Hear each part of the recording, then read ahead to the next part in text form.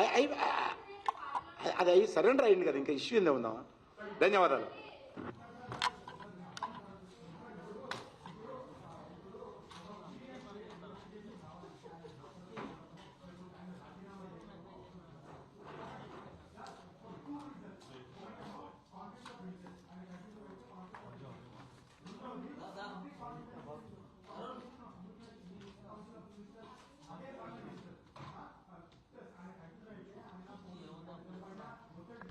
ఒకటి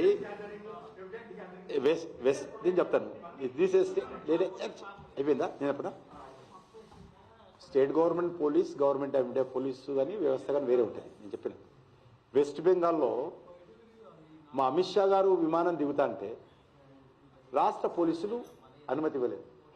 for information, Uttar Pradesh ముఖ్యమంత్రి యోగా గారు విమానం దిగుతా అంటే స్టేట్ గవర్నమెంట్, స్టేట్ పోలీసులు అనుమతి ఇవ్వకపోతే పక్కనున్నటువంటి ఒరిస్సా రాష్ట్రంలో దిగి ఆయన నుంచి రోడ్డు వెళ్లాల్సి వచ్చింది. కాబట్టి రాష్ట్ర ప్రభుత్వ పోలీసులకు సంబంధించినటువంటి అంశము రాష్ట్ర ప్రభుత్వాలకు పూర్తి అధికారం ఉంటుంది. పోలీసులకు దర్యాప్తు చేసి ఏ విషయమైనా చర్యలు తీసుకునేటువంటి అధికారం ఉంటుంది. కేంద్ర ప్రభుత్వానికి దీంట్లో ఏం ప్రమేయం ఉండదు. వాళ్ళు చెప్పిన రేటు కొంటున్నాం మనం. వాళ్ళ రేటు ప్రపంచవ్యాప్తంగా ఒక రేటు లేదు. ఈ దేశం కూడా ఆ దేశంలో ఇష్టమైన రేటు పెట్టుకున్నారు. మన దేశంలో జనాభా ఎక్కువ కాబట్టి మన దేశంలో వంట గ్యాస్ కానీ, డీజిల్ కానీ, పెట్రోల్ కానీ అందుబాటులో ఉండాలి. కాబట్టి ఎంత వీలైతే అంత కొంటా ఉన్నాం. ఎవరి కోసం కొంటున్నాము? ఎవరి పైసలు అవి? ప్రజల పైసలే. కేంద్ర ప్రభుత్వం సపరేట్గా ముద్రించి తీసుకురాదు డబ్బులు. ప్రజలు కట్టినటువంటి పన్నుల రూపంలో కట్టిన డబ్బునే మనం ఇతర దేశాలకు చెల్లించి విదేశీ మార్గద్రవ్యం, ఆ యొక్క పెట్రోలు, డీజిలు, వంట గ్యాస్ తెచ్చి ప్రజలకు అందిస్తాము.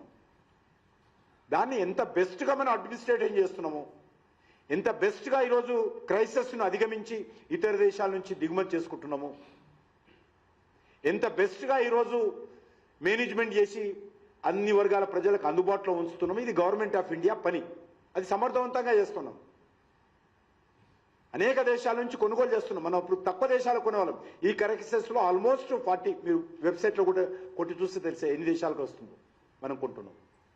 40 దేశాల నుంచి కొంటున్నాం. చిన్న చిన్న ఎందుకు అంటే దేశంలో ఉన్నటువంటి మన ప్రజలు కానీ, మన వర్తమాన అభివృద్ధి చెందుతున్నటువంటి దేశం, డెవలపింగ్ కంట్రీ కాబట్టి మనకు పెట్రోలియం ఉత్పత్తులు అందుబాటులో ఉంచాలి. కాబట్టి పెట్రోల్ లేదని చెప్పి పంపులు మూత పెట్టొద్దు. కాబట్టి ఈరోజు అందుబాటులో పెట్టి చేస్తున్నాం. అది ఈరోజు అప్రిషియేట్ చేయాల్సిన అవసరం. ఈరోజు పెరిగిన ధరలు అమెరికా లాంటి దేశము, జర్మన్, జపాన్ లాంటి దేశం అందరూ కూడా పెట్రోలియం ఉత్పత్తుల ధరలు పెంచారు. కొన్ని దేశాలైతే 100% పెంచాయి, కొన్ని దేశాలైతే 40% పెంచాయి. ఇది మనం సీక్రెట్ విషయం కాదు, అందరికీ తెలిసిన విషయం. ప్రపంచవ్యాప్తంగా దీని మీద పెద్ద ఘర్షణ జరుగుతున్నది, చర్చ జరుగుతున్నది, ఆందోళన జరుగుతున్నది, చర్చలు జరుగుతున్న విషయం చూస్తా ఉన్నాం. ఇది ఒక మన దేశానికి పరిమితమైన అంశం కాదు. మన దేశంలో ఉత్పత్తి అయ్యే పెట్రోల్ కాదు, ఇతర దేశాల నుంచి రావాల్సినటువంటి పెట్రోల్. ఇతర దేశాలు అడ్వాన్స్గా డబ్బులు ఇచ్చి తీసుకురావాలా. ఎవరు కూడా మేము తర్వాత ఇస్తాం పంపరు. ఏ దేశం కూడా అడ్వాన్స్ పేమెంట్ ఇవ్వాలి. క్యాష్ అండ్ క్యారీ సిస్టమ్ ఈరోజు పెట్రోల్ ఉత్పత్తులు ప్రపంచవ్యాప్తంగా. మన విదేశీ మార్గద్రవ్యం, మన ప్రజలు పన్నుల రూపంలో కట్టిన డబ్బును మనం తీసుకెళ్లి ఇతర దేశాలకు క్యాష్ డిపాజిట్ చేస్తే వాడు దయాదాక్షిణ్యంలో మనకు పెట్రోల్ వస్తుంది, డీజిల్ వస్తుంది. అది కూడా కొన్ని రోడ్లు కూడా మూసేసిన విషయం చూస్తా ఉన్నాం. కొన్ని షిప్ మూమెంట్ కాకుండా అడ్డుకుంటున్నటువంటి పరిస్థితి చూస్తా ఉన్నది.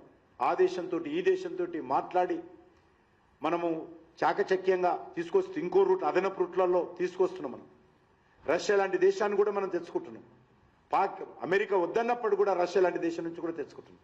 కాబట్టి ఇది అర్థం చేసుకోవాలి తప్ప ఇదేదో అప్రజాస్వామికంగా పెంచాము. ఎలక్షన్లో అయినప్పుడు కొద్ది ఇప్పుడు ఇంకా మళ్ళీ పెరిగే ప్రమాదం లేకుండా చూసుకోవాలి ఇప్పుడు మనం. ఎందుకంటే రోజు రోజుకు మారుతుంది. ఈరోజు స్టేట్మెంట్ మార్నింగ్ నుంచి మారింది, మళ్ళీ యుద్ధం చేస్తా అంటున్నది అమెరికా. కాబట్టి ఎప్పుడేమవుతుందో తెలియదు. మన చేతుల పని కాదు. మోడీ గారి చేతుల్లోనో, భారతీయ జనతా పార్టీ చేతుల్లోనో, కేంద్ర ప్రభుత్వం చేతుల్లోనో లేదు ఈ అంశం. ఇది అంతర్జాతీయంగా ఉన్నటువంటి పరిణామం మీద ఆధారపడి మనం మన దేశంలో పెట్రోల్, క్రూడ్ ఆయిల్, ఈ యొక్క వంట గ్యాస్ సరఫరా చేస్తున్నాము. కాబట్టి అది అర్థం చేసుకోవాల్సిందిగా నేను కోరుతా ఉన్నాను వాళ్ళకు కూడా.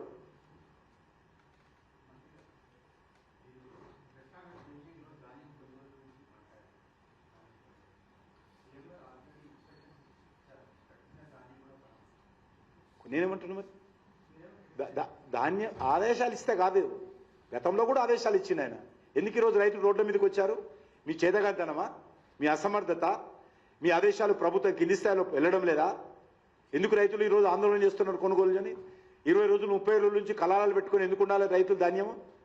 ఇది రాష్ట్ర ప్రభుత్వం అయిపోయింది కదా. గతంలో బీఆర్ఎస్ పార్టీ కాంగ్రెస్ పార్టీకి ఏమైనా తేడా ఉందా? దేశంలో ఏ రాష్ట్రంలో లేదు ఇంత గొడవ, ఒక తెలంగాణలో ఉంది.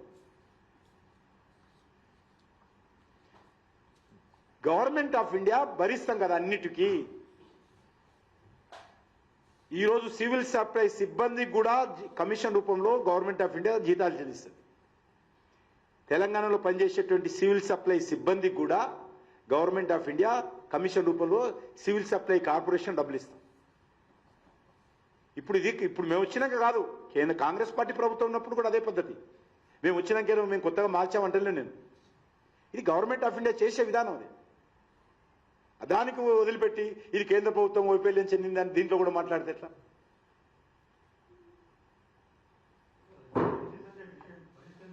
ये पुराना है ना? हाँ हाँ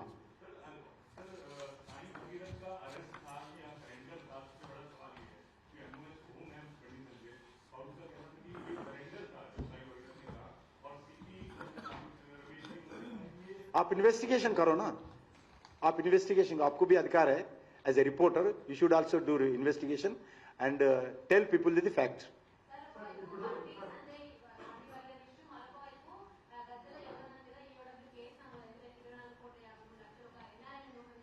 ఎవరైనా ఎవరైనా గజ్జల యోగానంద్ ఎవరు? ఒకప్పుడు ఉండే, ఇప్పుడు లేడు కదమ్మా. తప్పు ఎవరు చేసినా తప్పే కదమ్మా. గజ్జల యోగానంద్ తప్పేస్తే తప్పేది కాదు, సపోర్ట్ చేస్తలేను కదా. అదే కదమ్మా, గజ్జల యోగానంద్ బీజేపీలో లేడు ఇప్పుడు. ఒకవేళ ఎవరైనా పొరపాటు చేసినా గజ్జల యోగానంద్ కానీ ఇంకో యాదయ్య కానీ ఎవరు పొరపాటు చేసినా తప్పే కదా. చట్టం తన పని చేసుకోవాలి కదా. అది మా పార్టీ కాదంటే మన పార్టీ అంటే అవుతాను. నువ్వు అంటగట్టకు మా ఆయన.